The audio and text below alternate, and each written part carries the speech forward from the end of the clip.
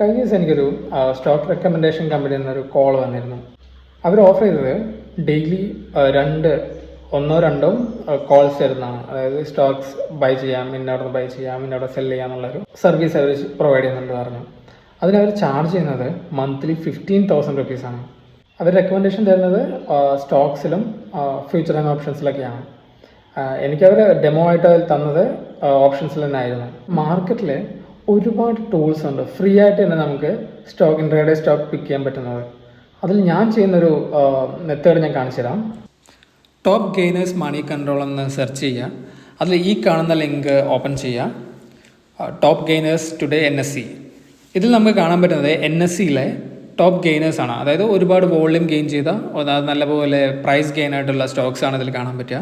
By ഡീഫോൾട്ടായിട്ട് ഇതിൽ വരുന്നത് Nifty 500 Stokes ആണ്. നമുക്ക് ചേഞ്ച് ചെയ്യാൻ പറ്റും. ഞാനിപ്പോൾ ഇവിടെ പിക്ക് ചെയ്യാൻ പോണത് ഓൾ NSE ആണ്. നിഫ്റ്റി 200 ഉണ്ട്, നിഫ്റ്റി 100 ഉണ്ട്. ഇഷ്ടമുള്ളത് ചൂസ് ചെയ്യാം. അപ്പോൾ ഇവിടെ നമുക്ക് അപ്പർ സർക്യൂട്ട് അടിച്ച സ്റ്റോക്സ് കാണാൻ പറ്റും, ഒരുപാട് വോള്യൂം ഗെയിൻ ചെയ്ത സ്റ്റോക്സ് കാണാൻ പറ്റും. സോ ഈ സ്റ്റോക്സ് എല്ലാം നല്ലപോലെ പ്രൈസ് ഗെയിൻ ആയിട്ടുള്ള സ്റ്റോക്സ് ആണ്. അപ്പോൾ ഒരു അപ് ട്രെൻഡ് കറൻ്റ്ലി ഈ സ്റ്റോക്സിലെല്ലാം ഉണ്ട്. അപ്പോൾ ഒരു ട്രെൻഡ് ഫോളോ ചെയ്യുന്നതായിരിക്കും ഏറ്റവും ബെസ്റ്റ്.